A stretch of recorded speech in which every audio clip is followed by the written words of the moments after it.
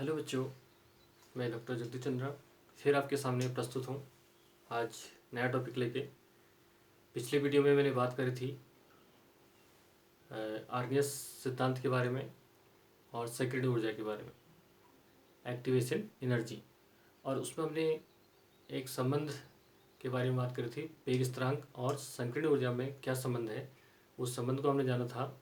आज वहाँ से हम आगे बात करने वाले हैं, तो आपको विशेष ध्यान से इस टॉपिक को देखना है और इस टॉपिक को बहुत इजी तरीके से मैं समझाने की कोशिश करूँगा, लेकिन आपको थोड़ा वक्त देना पड़ेगा और बड़े ध्यान से इस वीडियो को देखना पड़ेगा।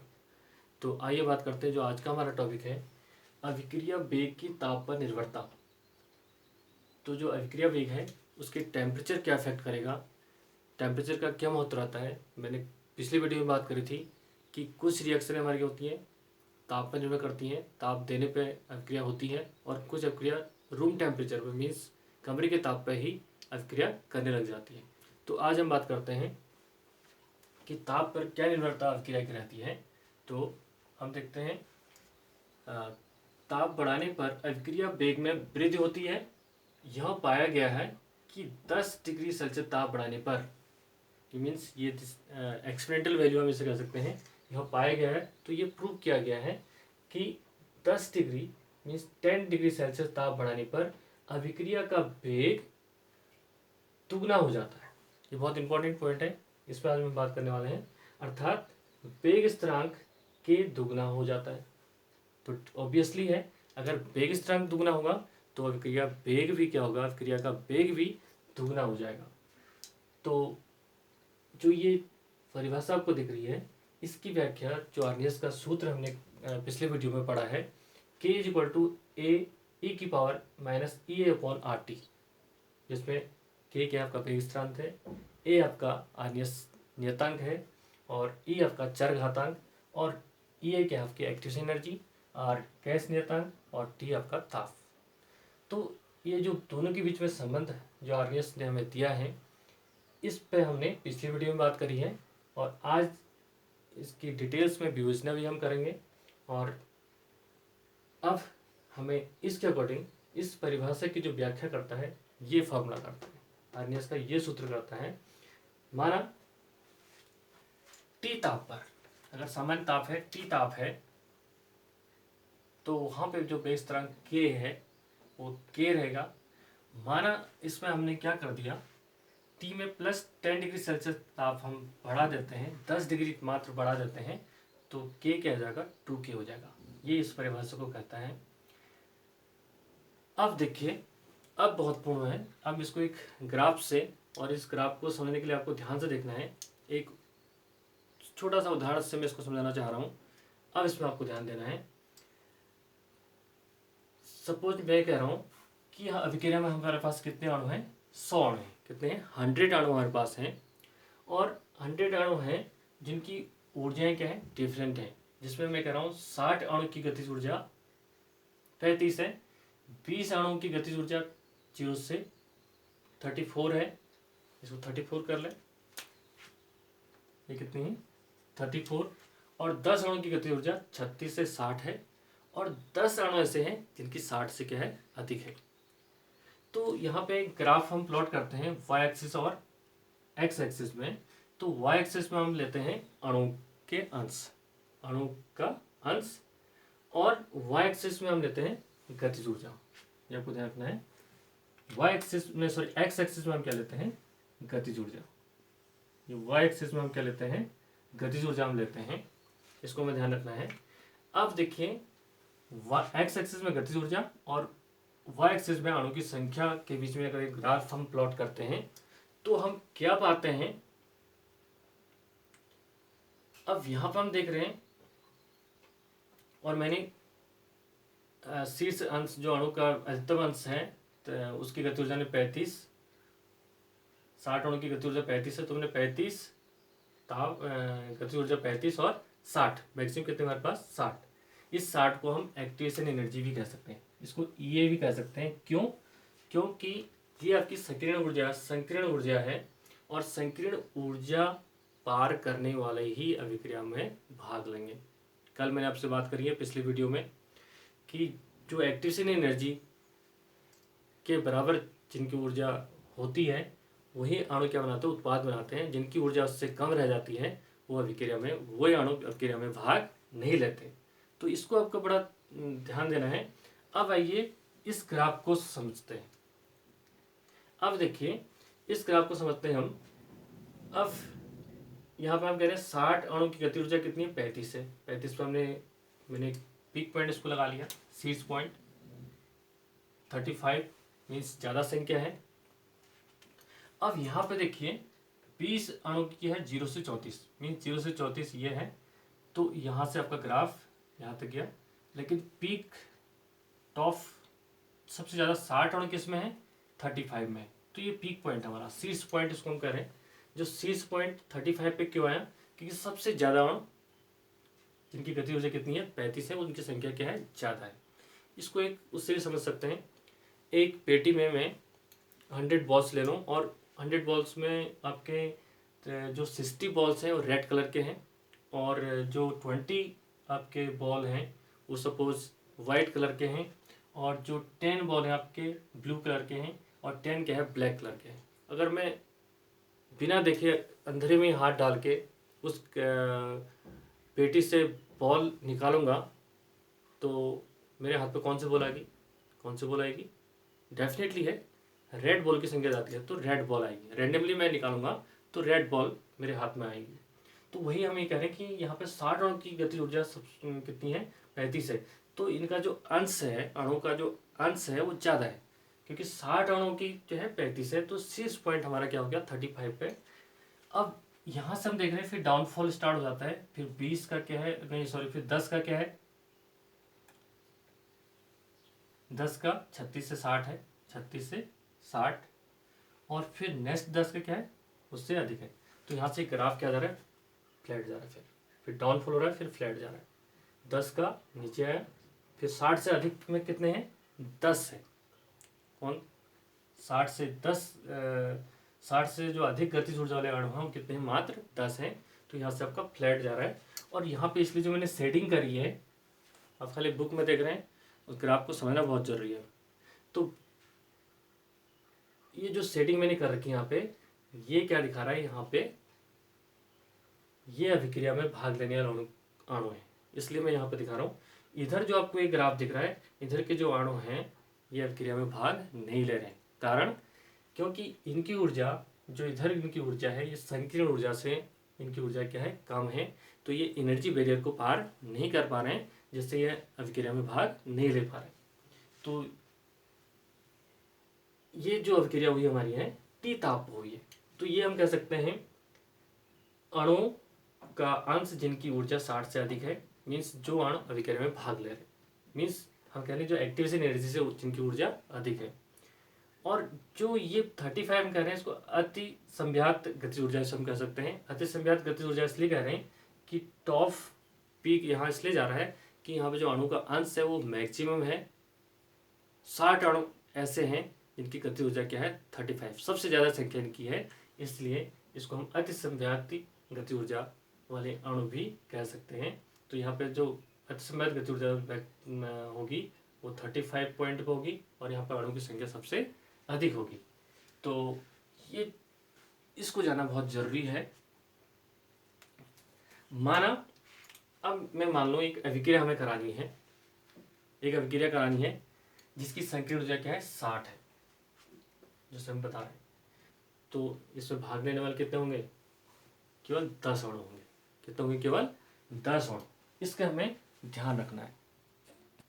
तो यहाँ तक आपके समझ में आ गया, जो मैंने 100 अणु का एक उदाहरण आपको बताया इस ग्राफ को समझने के लिए। तो अब इस परिभाषा की बात हम करते हैं इसी ग्राफ के ऊपर। एक जब हम क्या करते हैं, ये तो एक सामान्य ताप टी तापमान पे है। अगर यहाँ पे हम ताप क्या करते हैं, +10 डिग्री सेल्सियस और बढ़ा दें, 10 डिग्री सेल्सियस ताप और बढ़ा दें, तो तब हमारे पास क्या होगा, तो कुछ ग्राफ हमारे इस टाइप का आएगा। फिर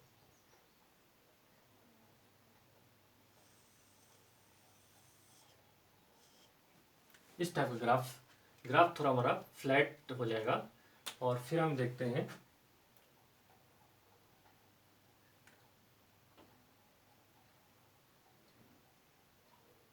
थोड़ा सा सही कर लें और फ्लैट इसको बना लें थोड़ा। ये आपका ग्राफ,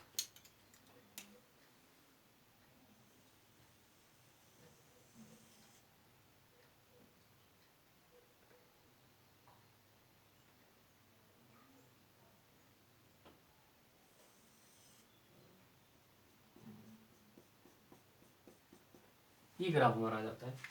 और यहाँ पे तापमान हमने क्या किया, यहाँ पे T क्या हो गया आपका, T प्लस 10 डिग्री सेल्सियस। अब हम इसकी बात कर रहे हैं, इसकी बात यहाँ पाया गया है कि 10 डिग्री सेल्सियस ताप बढ़ाने पर अभिक्रिया का वेग दुगना हो जाता है। तो अभिक्रिया का वेग दुगना होगा, तो जो यहाँ पर अणु की संख्या अभिक्रिया में भाग देने वाले कितने थे, 10 थे। यहाँ पे जो 10 थे, अब 10 और बढ़ जाएंगे। अब क्या होगा, आपके 10 और बढ़ जाएंगे।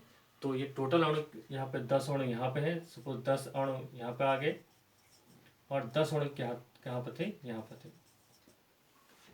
तो अब अभिक्रिया में भाग लेने अणु की संख्या कितनी हो जाएगी, 10 हो जाएगी। मीन्स अब जैसे ही जो 100 अणु थे, अब हमने इसमें टेम्परेचर 10 डिग्री सेल्सियस बढ़ाया, तो अब क्या होगा, कोलिजन्स की संख्या बढ़ेगी। और अब कोलिजन की संख्या बढ़ेगी और तो रैंडमली जो है अब ये ग्राफ फ्लैट आने लग गया है। अब ऊर्जा बढ़ेगी, गति ऊर्जा बढ़ेगी। तो अब 10 और अणु आ जाएंगे। जो पहले कितने 10 अणु आ रहे थे अभिक्रिया में भाग लेने वाले, तो अभिक्रिया वेग दूसरा होने से 10 अणु और आपके आ जाएंगे। तो अब यहाँ पे कितने होंगे आपके, 10 अणु और आगे। तो टोटल 20 अणु, जो अभी केवल 10 अणु भाग ले रहे थे, अब कितने अणु अभिक्रिया में भाग ले रहे हैं, 20 अणु। कितने भाग ले रहे हैं, 20 अणु भाग ले रहे हैं।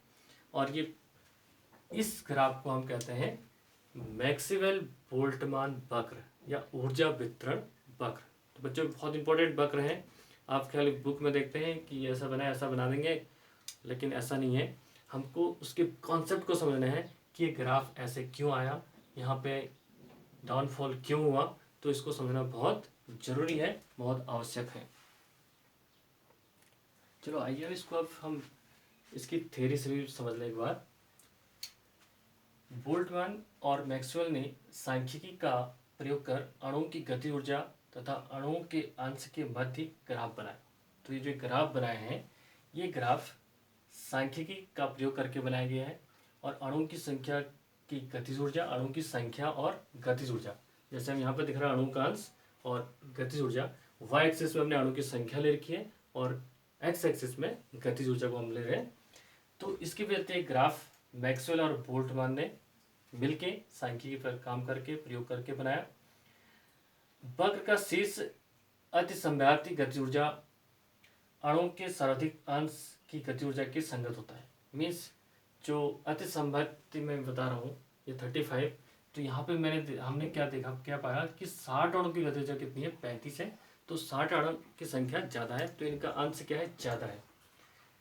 यदि ताप में वृद्धि की जाती है, बहुत इंपॉर्टेंट पॉइंट, यदि ताप में वृद्धि की जाती है। देखिए जो पहले हमने ग्राफ खींचा है, ये सामान्य ताप पे खींचा है, टी ताप पे खींचा है, और दूसरा टी प्लस 10 डिग्री, फिर हमने 10 डिग्री ताप बढ़ाया है। तो यदि ताप में वृद्धि की जाती है तो वक्र का शीर्ष अधिक शीर्ष ऊर्जा के मान की ओर विस्थापित होता है, उसकी ओर क्या होता है, विस्थापित हो जाता है, तथा वक्र दाहिनी ओर फैल जाता है। तो वक्र क्या होता है, दाहिनी ओर फैल जाता है ताप बढ़ाने पर। और ताप हमने कितना बढ़ाया, 10 degree Celsius.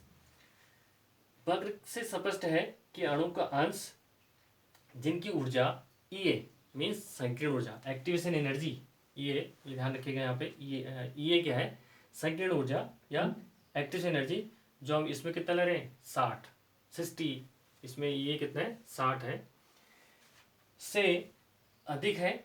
Means 10 plus 10 degree Celsius तापमान पर लगभग T तापमान से दुगना हो जाता है। तो T तापमान से लगभग क्या होता है, 10 डिग्री बढ़ाने पर दुगना हो जाता है, या दुगना है अथवा T प्लस 10 डिग्री सेल्सियस पर अभिक्रिया का वेग दुगना प्राप्त होता है। तो ये हमने लैंग्वेज में पढ़ लिया इसको नोट्स के रूप में, और मैंने आपको ये समझा दिया। तो ये वक्र आपको आप समझवा देना चाहिए। अब बात करते हैं हम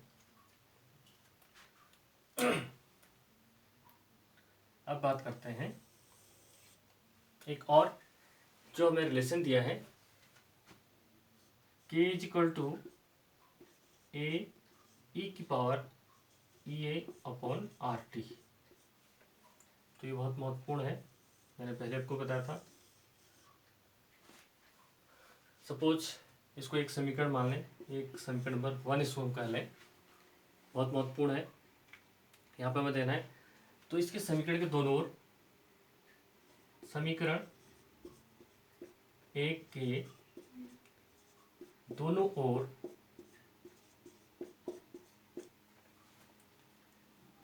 क्या ले लें हम, एक प्राकृतिक लव गुणन ले लें। प्राकृतिक क्या ले लें, लव गुणन।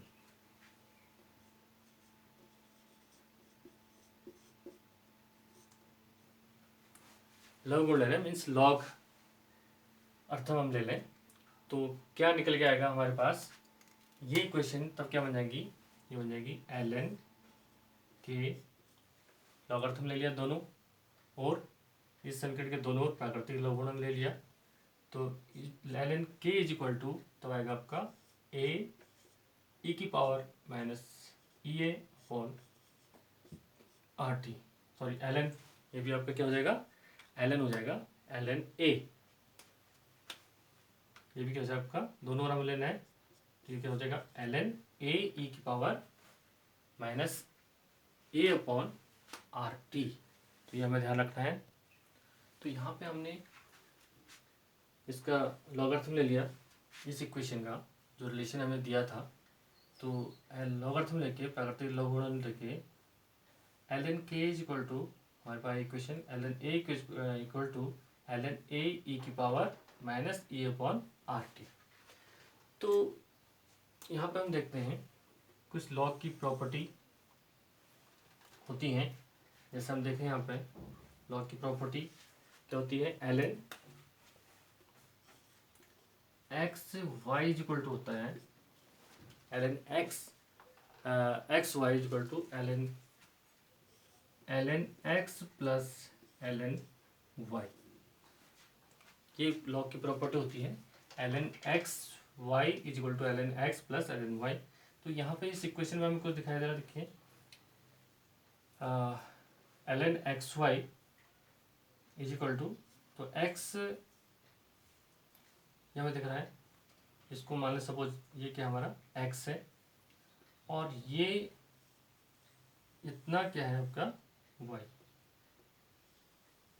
अगर इस इक्वेशन में लिखें तो ये एक्स और ये वाई अगर है, ये एक्स है ये वाई है, तो हमारा अब क्या हो जाएगा, इसको हम अब लिख लें तो तब क्या हो जाएगा, ये हो जाएगा ln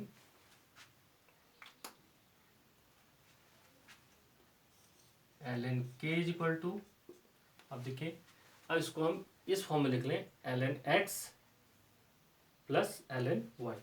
तो ln एक्स, अगर इसको हम एक्स मान लें, ये एक्स मान लें, तो ये हो जाएगा आपका ln ए प्लस ln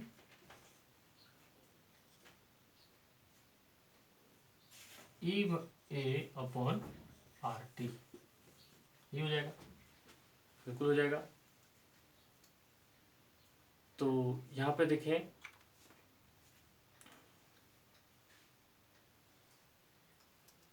ये क्या हो गया आपका ln k is equal to ln a, तो ये हो गया आपका ln k is equal to ln a plus ln e की power e upon R T.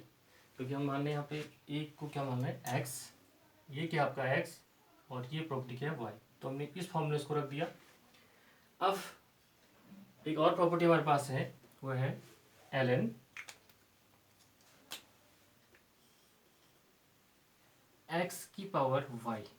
अगर एक्स की पावर वाई है तो तब हमारे पास रिलेशन क्या आता है, तब हमारे पास रिलेशन आता है वाई ln एक्स, तब क्या आता है Y ln x.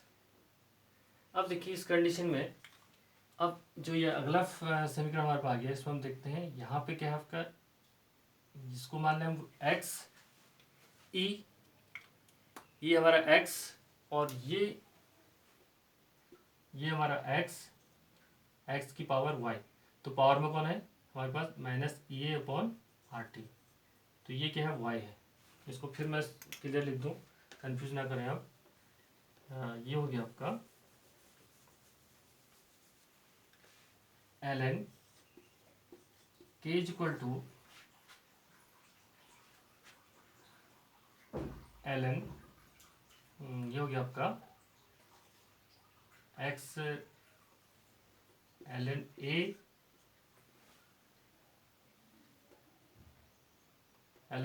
Plus e की पावर एल एन, अब क्या हो जाएगा एल एन ई की पावर ई ए अपॉन आर टी। तो अब इस प्रॉपर्टी में जाएगा एल एन एक्स की पावर वाई, अब इसको हम क्या मान लें एक्स, और ये जो पावर है ये क्या होगी आपकी वाई, तो फिर क्या निकल के आ जाएगा समीकरण हमारा, तब वाई एल एन एक्स, तब क्या आएगा वाई एल एन एक्स निकल के आएगा।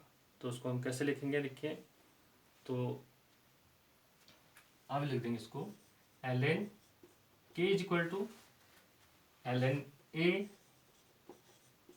अब y पहले आ जाएगा माइनस, तो क्या हो जाएगा आपका minus E upon are t, y पहले आ गया, वाई एल एन एक्स हमारा पीछे चले जाएगा इन टू एल एन ई। यहाँ तो कोई डाउट नहीं है, यहाँ पे हमने ये वाला फॉर्मूला लगाया, तो l N A plus L n e की पावर माइनस आर टी, ये वाला, और इसके बाद हमने ये वाला प्रॉपर्टी लगा दी एक्स की पावर वाई, तो ये बन गया आपका एल एन, तो एक्स यहाँ पे ई है, ई की पावर क्या है माइनस ई अपॉन आर टी, तो ये वाई बन गया, तो वाई पहले आ जाएगा minus E upon are t l n e. अब एक और प्रॉपर्टी है एल एन ई, क्या होता है आपका L n e is equal to होता है वन, लॉग की प्रॉपर्टी है L n e equal to क्या होता है वन होता है, या हम कह ले लॉग ई का बेस अगर ई यहाँ पे वैल्यू है तो तब भी क्या होता है वन होता है, तो ये प्रॉपर्टी आपको ध्यान रखनी है।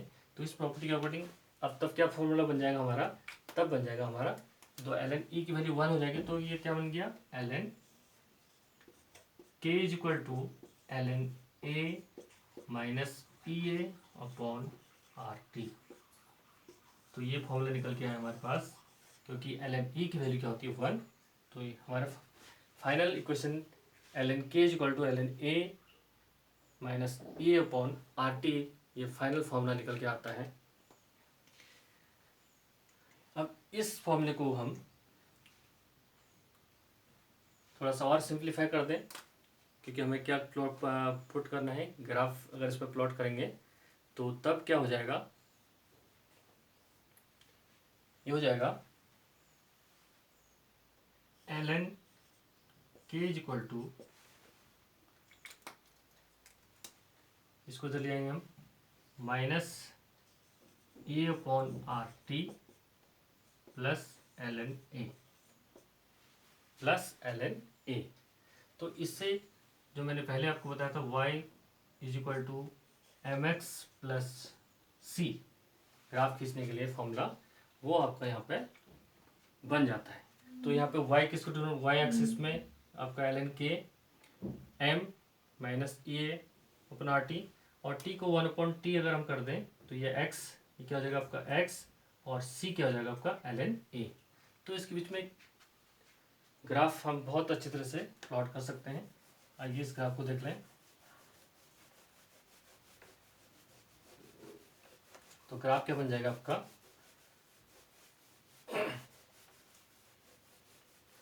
तो यहाँ पे ग्राफ अगर प्लॉट कर दें तो ग्राफ क्या बन जाएगा आपका, देखिए इसका ग्राफ, तो y एक्सिस पे क्या हमारा एल एन के, और x एक्सिस में हमारा क्या है एल एन ए।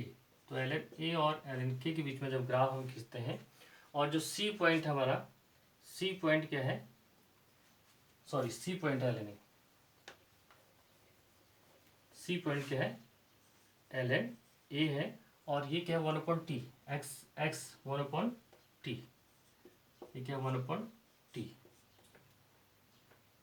इसके बीच में जब ग्राफ खींचते हैं तो यहाँ पर हम देख रहे हैं एम की वैल्यू क्या है माइनस ई अपॉन आर टी, तो माइनस है तो ग्राफ क्या होता है, नीचे को जाता है। तो m is equal to minus a/RT। तो इस बीच में एक ग्राफ भी ये प्लॉट हम कर सकते हैं, इस इक्वेशन में ये ग्राफ प्लॉट कर सकते हैं।